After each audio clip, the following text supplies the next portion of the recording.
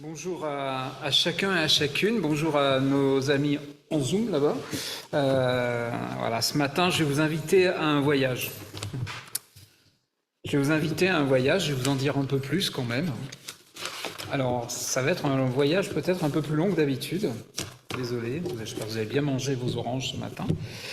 Voilà. Simplement, en guise d'introduction, John MacArthur, dans un de ses ouvrages, a parlé de la formulation de la bénédiction qu'il y a en Nombre 6. Vous savez, cette formule que Dieu donne pour bénir le peuple. Il dit que l'Éternel te bénisse et te garde.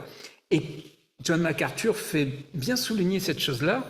Il dit que l'Éternel te bénisse et te garde, mais pas que l'Éternel te garde et te bénisse. Et il dit cela parce que nous sommes en permanence bénis, dans le sens où nous avons tous reçu le Christ, dans le sens où nous sommes tous en communion avec le Seigneur, mais nous avons vraiment besoin d'être gardés. Donc c'est qu'il te bénisse et te garde. Parce que souvent, oui, nous sommes bénis, mais bénis aussi à travers des épreuves, et nous avons besoin d'être gardés dans ces épreuves-là. Qui de nous ne traverse pas des temps d'épreuve, des temps d'incompréhension, où l'on se demande ce que fait le Seigneur avec l'envie de renoncer, alors soit franchement, ou soit d'une manière beaucoup plus subtile. C'est ce type de situation qui est arrivé à un homme qui est une figure importante de l'Ancien Testament. Alors un petit quiz, mais tout le monde va deviner. Au point où Jean-Baptiste et Jésus seront pris pour lui. Vous voyez de qui il s'agit? Yes. Amen. Voilà, c'est plus biblique que yes. C'est une personne clé de l'Ancien Testament, puisque sa venue, elle est associée à l'annonce du jugement de Dieu. Lorsque l'on lit Malachie 3, 23, le nouvel Élie qui doit venir avant le jugement de Dieu, et le nouvel Élie, il est venu en la personne de Jean-Baptiste, et annonce le jour du jugement. Le jour du jugement, c'est recevoir Christ, ou se détourner de lui. C'est ce même Élie qui, avec Jésus, s'entretiendra lors de la transfiguration avec Moïse, tous les trois. Élie, Jésus, Moïse sont rassemblés dans cette transfiguration. C'est vraiment un personnage important, entre guillemets, dans la Bible. C'est ce même Élie qui va connaître dans sa vie au service de Dieu un épisode marqué par une grande dépression due à une succession de situations qui sont incompréhensibles pour lui, où il passe du plus haut au plus bas. Mais c'est aussi pendant cette épreuve qu'il va expérimenter la grande fidélité de Dieu, sa profonde compassion et sa providence. On est 60 ans après la mort de Salomon, dans le royaume du Nord. Israël est divisé en deux, Juda au sud, avec la continuité de la dynastie de David, et au nord, Samarie, dit Samarie parce que c'est le nom de la capitale, avec le reste d'Israël. Élie, donc, exerce son ministère dans le nord, à l'époque du roi Achab, dont la carte de visite est la suivante. Il fit pire que tous ses prédécesseurs en épousant Jézabel et en rendant un culte au dieu Baal, à la déesse Ashéra. Vous lisez le livre des rois de 16 à 20, fantastique, vraiment. Un homme avec qui on avait vraiment envie d'être. Un roi qui, avec sa femme, fait preuve d'une cruauté incroyable, d'une grande violence. Voilà là où se situe notre épisode de ce matin. Alors je vais vous inviter à prendre le livre des rois, le premier livre des rois. Donc ça va être le chapitre 19, mais pour bien rentrer dedans, on va lire un petit bout du chapitre 18 du livre des rois. Donc dans l'Ancien Testament, vous passez les 5 premiers livres, vous arrivez à Josué. Après Josué, vous avez Juge, Ruth, Samuel, 1, 2, et on arrive au livre des rois. Premier livre des rois, chapitre 19, mais pour la compréhension des choses, je vais commencer au chapitre 18, à lire des extraits du chapitre 18. Alors, je vais commencer donc au chapitre 18, à partir du Un livre des rois, chapitre 18, comme j'entends encore des pages tourner, comme un ouragan dans la figure. Je vais vous inviter à lire la parole de Dieu au chapitre 18, à partir du verset 36, et je vais faire des petits sauts de mouton pour arriver à 1 roi 19. On est au moment du plus haut du ministère de ce prophète, où il a confondu les prophètes du Baal sur leur territoire, là où sont adorés les Baals, les dieux Baals, il y est allé. Et donc on est au moment où il les défie. Eux ont cherché à allumer un feu en priant pendant des heures et des heures, en se marquant, en se scarifiant, bref, ils ne sont pas arrivés. C'est au tour de Élie, au nom de l'Éternel, d'agir. Donc verset 36, au moment de la présentation de l'offrande, le prophète Élie s'avança et dit : Éternel Dieu d'Abraham, d'Isaac, d'Israël, que l'on reconnaisse aujourd'hui que c'est toi qui es Dieu en Israël, que je suis ton serviteur et que j'ai fait toutes choses par ta parole. Réponds-moi, Éternel, réponds-moi, afin que ce peuple reconnaisse que c'est toi, Éternel, qui es Dieu, et que c'est toi qui ramènes leur cœur. Alors le feu de l'Éternel tomba, il consuma l'holocauste, le bois, les pierres et la terre, et il absorba l'eau qui était dans le fossé. Quand tout le peuple vit cela, ils tombèrent face contre terre et dirent : c'est l'Éternel qui est Dieu, c'est l'Éternel qui est Dieu. Élie leur dit : saisissez les prophètes de Baal, qu'aucun n'échappe. Ils les saisirent. Élie les fit descendre au torrent de Kishon, où il les égorgea. Verset 46, on saute un petit peu, toujours du. La main de l'Éternel fut sur Élie, qui mit une ceinture à ses reins et courut devant Achab jusqu'à l'entrée de Jizréel. Là, on lit maintenant le chapitre 19. Achab rapporta à Jézabel, son épouse, tout ce qu'avait fait Élie et comment il avait tué par l'épée tous les prophètes de Baal, 60 ans. Jézabel envoya un message à Élie pour lui dire : que les dieux ne fassent ceci et qu'ils ajoutent encore cela, si demain à cette heure, je ne fais pas de ta vie ce que tu as fait de la vie de chacun d'eux. Élie, voyant cela, se leva et s'en alla pour sauver sa vie. Il arriva à Beersheba, qui appartient à Juda, et il laissa son jeune serviteur. Quant à lui, il alla dans le désert à une journée de marche. Il s'assit sous un genêt et demanda la mort en disant : c'en est trop. Maintenant, Éternel, prends ma vie, car je ne suis pas meilleur que mes pères. Il se coucha, s'endormit sous un genêt. Or voici qu'un ange le toucha et lui dit : lève-toi, mange. Il regarda, et il y avait à son chevet un gâteau sur des pierres chaudes et une cruche d'eau. Il mangea et but, puis se recoucha. L'ange de l'Éternel vint une seconde fois, le toucha et dit : lève-toi, mange, car le chemin serait trop long pour toi. Il se leva, mangea et but avec la force que lui donna cette nourriture. Il marcha 40 jours et 40 nuits jusqu'à la montagne de Dieu, à Horeb. Là-bas, il entra dans la grotte, il passa la nuit. Or voici que la parole de l'Éternel lui fut adressée en ces mots : que fais-tu ici, Élie ? Il répondit : j'ai déployé mon zèle pour l'Éternel, le Dieu des armées, car les Israélites ont abandonné ton alliance, ils ont renversé tes autels, ils ont tué par l'épée tes prophètes, et je suis resté moi seul, et ils cherchent à prendre ma vie. L'Éternel dit : sors, et tiens-toi sur la montagne devant l'Éternel. Et voici que l'Éternel passa. Un grand vent violent déchirait les montagnes et brisait les rochers devant l'Éternel. L'Éternel n'était pas dans le vent. Après le vent, ce fut un tremblement de terre. L'Éternel n'était pas dans le tremblement de terre. Et après le tremblement de terre, un feu. L'Éternel n'était pas dans le feu. Enfin, après le feu, un son doux et subtil. Quand Élie l'entendit, il s'enveloppa le visage de son manteau. Il sortit et se tint à l'entrée de la grotte. Or voici qu'une voix lui dit : que fais-tu ici, Élie ? Et il répondit : J'ai déployé mon zèle pour l'Éternel, le Dieu des armées, car les Israélites ont abandonné ton alliance, ils ont renversé tes autels, ils ont tué par l'épée tes prophètes. Et je suis resté, moi, seul, et ils cherchent à prendre ma vie.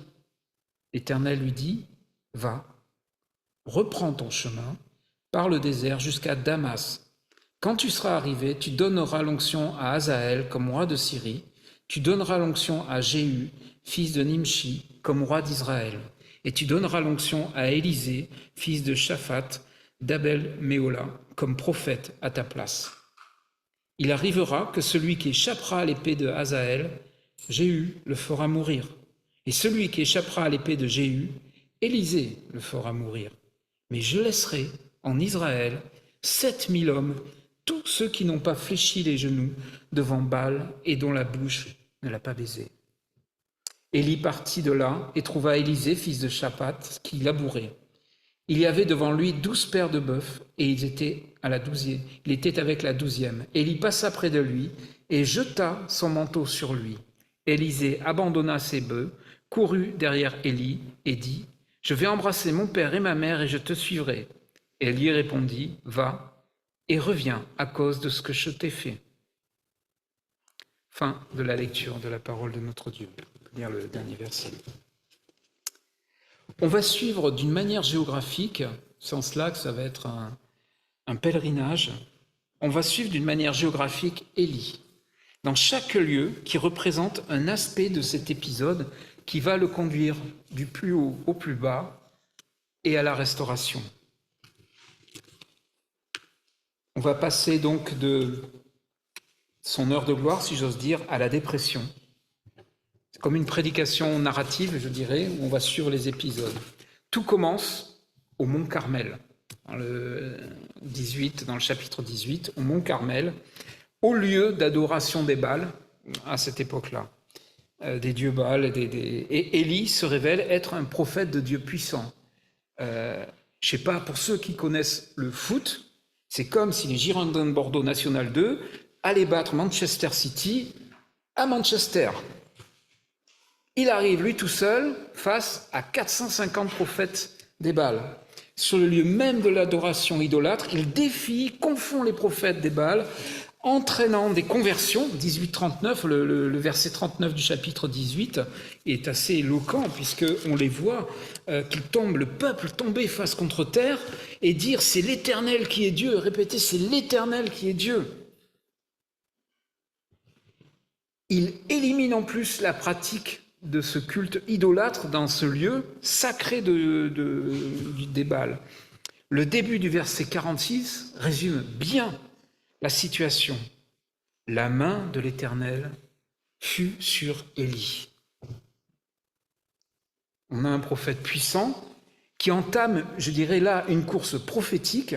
On le voit, il mit une ceinture à ses reins et courut devant Achab jusqu'à l'entrée de Jizréel. C'est à peu près 30 km de course. Et je vous assure que c'est pas plat. Je pense que... heureusement qu'il avait la ceinture de l'Éternel, parce que je ne suis pas sûr que tout se ferait. Une course prophétique jusqu'à Jizréel, qui est une des villes principales du royaume, c'est Samarie, la capitale, et Jizréel est un peu une villégiature d'été, on va dire ça comme ça, pour les rois du nord, du royaume du nord. Et c'est là où se trouve Jézabel, la femme d'Achab. Le fait d'être devant Achab exprime la primauté de Dieu sur tout. Qu'est-ce qui peut faire obstacle à l'action de Dieu qui manifeste sa puissance de manière éclatante par son prophète? Il rentre, le prophète de l'Éternel, à Jizréel, le premier, dans ce haut lieu là aussi. Élie arrive à Jizréel. C'est la deuxième étape.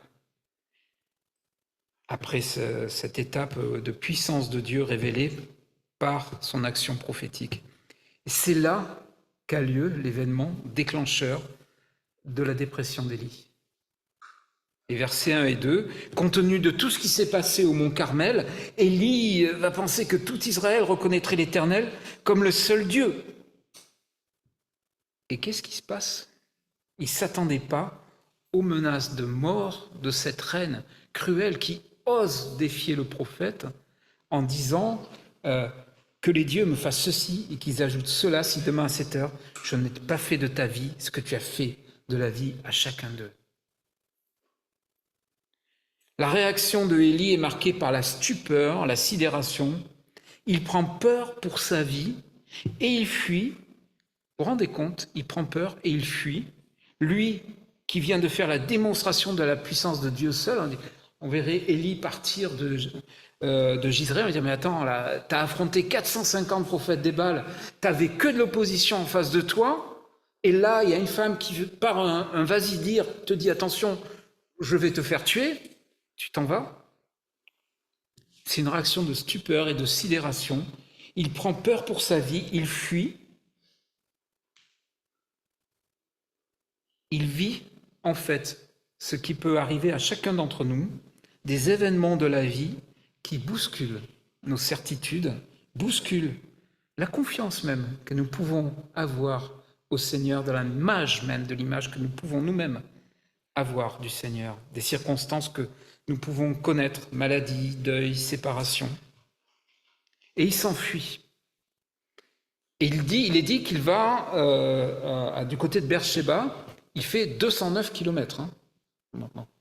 Et peut-être pas en stop, ni en blablacar, 209 km. Il met vraiment les voiles dans le royaume du Sud.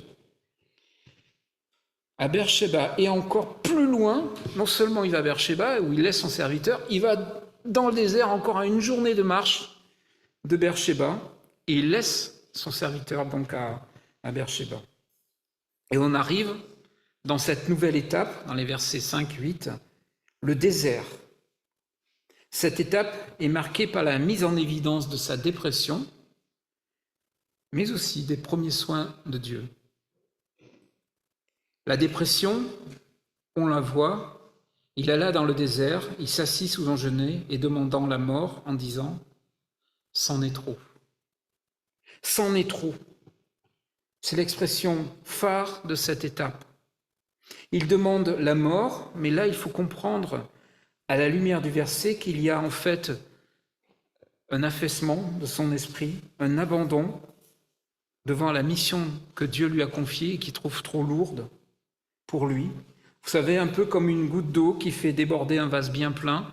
C'est un peu parfois ce que l'on trouve dans le burn-out, un événement déclencheur, et la personne part en vrille, mais en vrille, pas dans le mauvais sens du terme, mais est bloquée, incapable de faire quoi que ce soit. Et ça l'amène à ce constat que finalement, malgré ses succès, il ne fait pas mieux que ceux qui l'ont précédé en tant que prophète. Il le dit, je ne suis pas meilleur que mes pères. Et il s'endort, épuisé, physiquement, moralement, c'en est trop. C'est une expression que l'on peut tous dire quand l'épreuve est dure, soudaine, inattendue, qu'elle se prolonge. Le chrétien n'est pas à l'abri de la dépression, mais dans le cas d'Élie, on peut aussi se poser une question, peut-être valable aussi pour nous. N'avait-il pas lui-même une idée précise de l'action de Dieu et que la manière dont Dieu agit ne rentre pas dans ses plans à lui, Élie?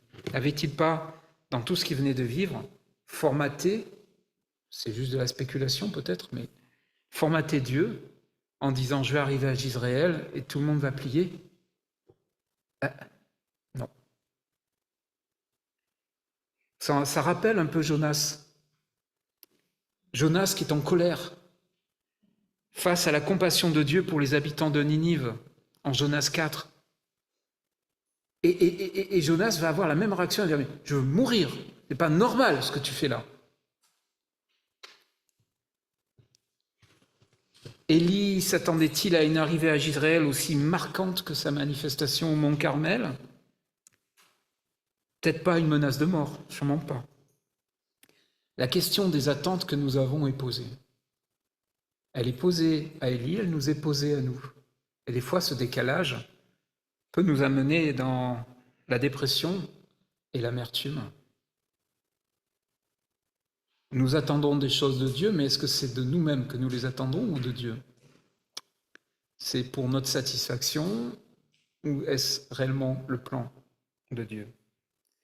Et c'est à ce moment de la dépression que le Seigneur, par son messager, rentre en contact avec Élie. Au verset 5, il le réveille et il lui donne à manger. À aucun moment, il ne lui rappelle sa fuite devant Jézabel. À aucun moment, le messager, l'ange de l'Éternel, lui dit « Dis donc, t'as vu ce que j'ai fait là-bas au Mont Carmel? Comment ça se fait que t'es fui ?» À aucun moment, il donne ça. Jamais. Et il dit « Lève-toi et mange. » Il prend soin de Élie. C'est pas innocent cette nourriture qui nous est décrite. C'est une galette et une cruche d'eau. Cela rappelle à Élie l'épisode un peu plus tôt qu'il a connu de la veuve de Sarepta, où le Seigneur, par son intermédiaire à Élie, prit soin d'une veuve en pleine période de famine qui chaque jour a eu à manger. Dieu parle à Élie, quelque part en disant « Souviens-toi de cela ».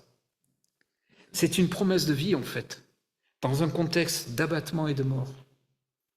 Le Seigneur manifeste ainsi sa bienveillance. Et ça m'a fait penser que j'ai entendu un témoignage, un vrai témoignage d'une jeune femme victime de harcèlement, au point de faire une profonde dépression et disant qu'elle n'avait plus la force de se nourrir. C'est-à-dire qu'elle voulait bien manger, mais elle n'avait pas la force de se nourrir. Et c'est sa mère qui la nourrit comme on nourrit un bébé. À 23 ans, elle a été nourrie par sa mère comme on nourrit un bébé. La dépression, c'est une maladie qui nécessite des soins médicaux, psychologiques et spirituels. Et le Seigneur ne repousse pas, ne condamne pas celui qui passe par des moments de vie aussi difficiles.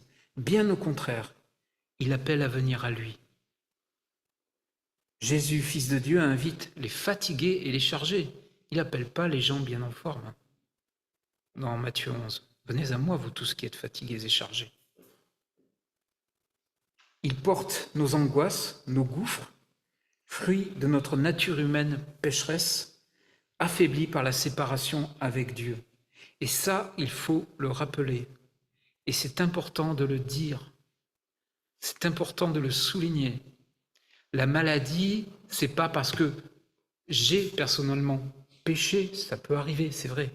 Mais d'une manière générale, la maladie est une des conséquences de notre séparation et de notre révolte avec Dieu. Elle fragilise l'homme, et c'est bien de le rappeler, l'être humain, dans sa santé physique, dans sa santé mentale et psychique, parce que nous sommes déséquilibrés lorsque nous ne sommes plus en communion avec Dieu. Et c'est un lent processus de restauration que l'on entame.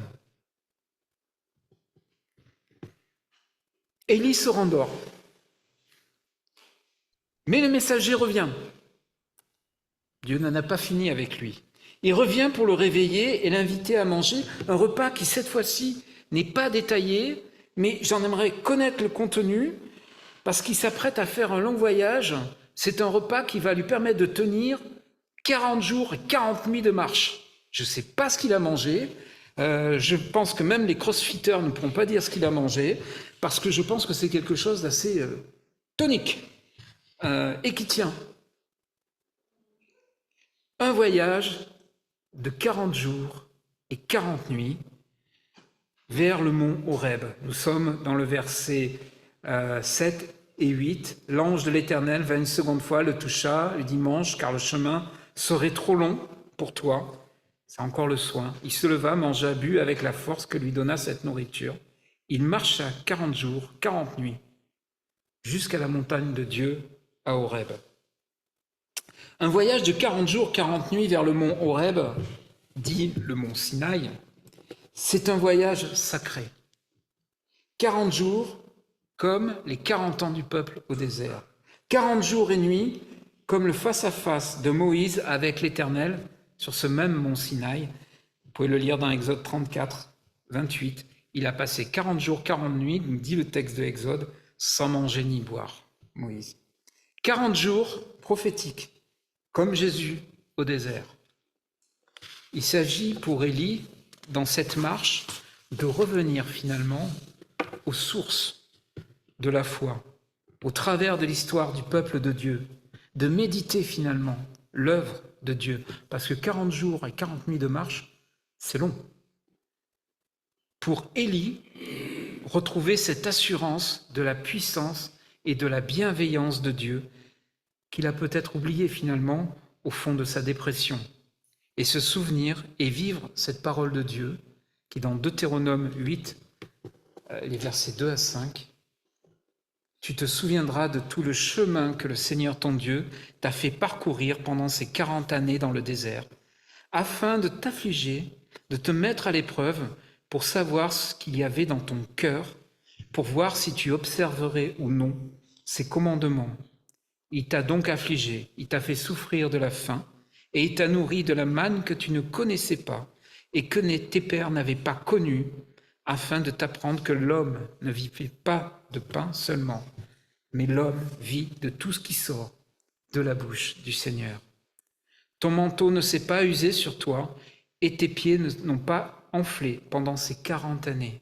Sache donc bien que le Seigneur, ton Dieu, t'instruit comme un homme instruit son fils. Ces paroles étaient destinées à Israël, mais Élie a dû les méditer.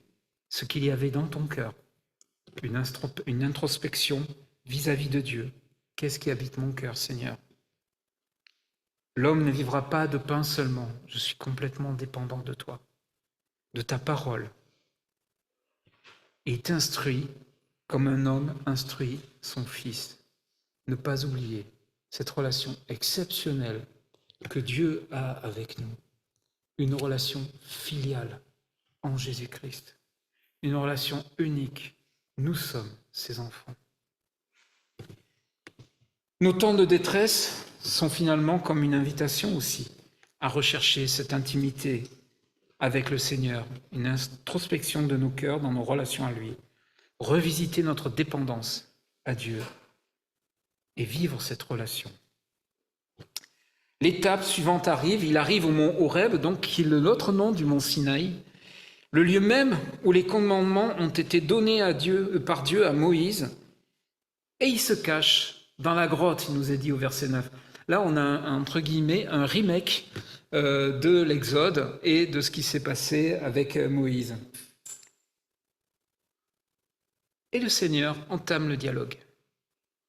Et il commence par cette question: que fais-tu ici, Élie? Élie, vous noterez, ne répond pas vraiment à la question. Du moins, sa réponse est incomplète, si vous regardez bien. Il dénonce l'attitude du peuple qui rompt l'alliance. Il le fait sur le lieu même, et ça c'est important, où Dieu donna les termes de l'alliance au peuple. Élie va évoquer dans sa réponse: ils ont renversé, ils ont abandonné ton alliance. L'alliance, c'est la loi, renvoie à la loi. Les autels du Seigneur qui sont renversés, c'est le culte. Et les prophètes qui sont tués, c'est ce qu'il dit, la parole de Dieu méprisée. Au verset 10, il porte ces accusations à l'endroit même où l'alliance a été donnée par Dieu. C'est assez symbolique, hein, mais il ne répond pas à la question. Il manque en fait une phrase comme « j'ai eu peur et je suis venu me cacher, j'ai fui parce que j'ai eu peur ». Il ne dit jamais ça. Par contre, ce qu'il évoque, c'est sa solitude et sa détresse. Mais là encore, Dieu ne va pas dire « mais tu ne réponds pas à ma question ». Il entend sa solitude et sa détresse. Ce que va faire le Seigneur, c'est qu'il va agir en manifestant sa présence auprès d'Élie de manière très, très particulière. Alors, évidemment, on a toujours ce parallèle avec Moïse dans l'Exode qui est là, qui est très vivant, qui mériterait vraiment d'être étudié en parallèle, ces textes-là. Quand Moïse demande à Dieu « montre-moi ta gloire », dans Exode 33, là, il va y avoir le vent violent, le tremblement de terre, le feu, qui sont des signes qui annoncent la présence de Dieu. Pas la présence de Dieu dedans, et c'est clairement dit dans le texte, c'est des signes qui annoncent sa présence. Comme des clairons. D'ailleurs, Dieu dit à Élie, tu vas te tenir sur la montagne quand je vais passer. Tu sortiras de ta grotte. Et il ne sort pas de sa grotte. pendant le feu, en même temps, je peux comprendre, le tremblement et le vent violent. Par contre, c'est le son doux et subtil qui va le faire sortir de la grotte. Quand l'Éternel n'était pas dans le feu, et enfin après le feu, un son doux et subtil. Quand Élie l'entendit, il s'enveloppa le visage, comme Moïse avait fait, de son manteau, et il sortit et se tint à l'entrée de la grotte. Le son doux et subtil. En fait, il faudrait traduire comme dans la chanson de Simon & Garfunkel, The Sound of Silence. En fait, la traduction, ce serait le bruit du silence. Dieu est dans le bruit du silence. C'est incroyable. Dieu est dans le bruit du silence. Dieu est dans ce silence. Nous avons nulle part ailleurs dans la Bible une telle manifestation de Dieu. Dieu est dans le silence. Cette révélation communique à Élie un message important. Dieu silencieux ne veut pas dire Dieu absent. Important. Dieu silencieux ne veut pas dire Dieu absent. Le silence de Dieu n'est pas signe d'inactivité de sa part pour Élie et pour nous dans nos vies. Dans sa providence, même si Dieu paraît absent, il agit pour que son plan de salut se réalise pour l'humanité et pour nous, ses enfants. Le Seigneur va reposer la même question à Élie, et Élie va répondre de la même façon. Que fais-tu là, Élie? Et Élie reprend sa réponse. Et de nouveau, Dieu va agir sous la forme... Alors, cette réponse un peu en boucle est aussi un signe de la dépression. On tourne des pensées en boucle. Et là, Dieu va agir encore sous la forme d'un mini-discours qui comprend des directives, des instructions et une promesse, qui est la réponse finalement à Élie. Les instructions, on le voit, c'est d'aller oindre, donner l'onction à 2 rois, Jéhu et Hazaël. 2 rois qui vont être l'instrument du jugement de Dieu sur son peuple. Donc ça répond. Ils ont abandonné ton alliance et ainsi de suite. Ça, c'est les instructions qu'il donne. Et en plus, il donne l'instruction, et je vais revenir tout de suite dessus, d'aller oindre Élisée. Et la promesse, c'est tu n'es pas seul. On le voit, tu donneras l'onction à Élisée, fils de Shaphat d'Abdel-Méhola, comme prophète à ta place. Encore là, un parallèle entre Moïse et Josué. Il lui dit, tu ne seras pas seul, tu auras un adjoint. Et il va un peu plus loin, il lui dit, je laisserai en Israël 7000 hommes, tous ceux qui n'ont pas fléchi le genou devant Baal et dont la bouche ne l'a pas baisé. Dans le sens, tu vois, tu n'es pas seul. Et tu ne seras pas seul. Et ce discours est introduit dans les versets par « Va, reprends ton chemin par le désert jusqu'à Damas ». Alors, Damas, c'est simplement à 500 km de là où il est. Là, il faut avoir des super chaussures, je dirais pas des marques, parce que franchement, voilà. Pour dire simplement, nous, ça prend un chapitre et demi, mais sans vouloir spéculer, si on cumule, on est déjà à presque 3 mois entre le moment où il a fui de Jezréel et ce moment où il repart sur Damas, en passant par chez Élisée. Donc, ces choses ne se font pas en un jour. Fais demi-tour, finalement, lui dit Dieu, va, reprends le chemin du désert. En gros, c'est fais demi-tour pour retrouver le fil de ta vie, le fil de ta vocation. Dieu remet en route son prophète après avoir lui manifesté sa bienveillance, sa compassion et sa présence dans un temps si difficile de sa vie et montrer qu'il est toujours à l'œuvre dans sa providence. On l'a chanté comme une biche soupire auprès des courants d'eau, ainsi mon âme soupire auprès de toi, mon Dieu. C'est souvent dans les périodes difficiles qu'on a soif de Dieu. Ces périodes-là. Élie se met en route vers Damas, dernière étape du périple. Mais entre-temps, il va rencontrer Élisée, qu'il va désigner comme son adjoint et successeur, selon la parole de Dieu. Mais jamais Élie n'arrivera à Damas. Il n'arrivera jamais à Damas. Il va être enlevé au ciel. C'est dans 2 Rois 2, 11, comme Enoch. Et dans une moindre mesure, comme Moïse. Moïse n'a pas été enlevé au ciel, mais il est dit dans Deutéronome 34 que c'est le Seigneur lui-même qui ensevelit Moïse et jamais on n'a su où était son tombeau. Tous ces 3 figures-là, Enoch, Élie, Moïse, préfigurent, je pense, de très, très proche et de très loin, la mort et la résurrection de notre Seigneur. Jusqu'au bout, le Seigneur va agir de manière spéciale avec son serviteur, comme pour nous. Alors que de retenir finalement de cet épisode de la vie d'Élie? D'abord la certitude que Dieu accomplit son plan pour l'humanité et que cela ne dépend pas ni de nos circonstances, ni de celles du monde, même si le monde paraît complètement en vrac. Dieu accomplit son plan. Ici, c'était le jugement pour le royaume du Nord. Il est aussi celui qui, dans sa providence, montre envers nous sa bienveillance, son amour, sa présence, au travers des frères et sœurs, par exemple. Et pas forcément comme nous le souhaitons, et comme lui le veut. En Jésus son Fils, nous avons cette invitation dans nos périodes de vie. Venez à moi, vous tous qui êtes fatigués et chargés, et je vous donnerai du repos. J'y fais allusion à Matthieu 11. Prenez mon joug sur vous, c'est plus loin, et recevez mes instructions, car mon joug est aisé et mon fardeau léger. Matthieu 11, 28 à 30. C'est une invitation à venir à lui, tel que nous sommes, et surtout, prenez mon joug sur vous, comme il dit, à se laisser guérir par lui, selon sa volonté. Et cet appel, il est aujourd'hui encore pour chacun d'entre nous.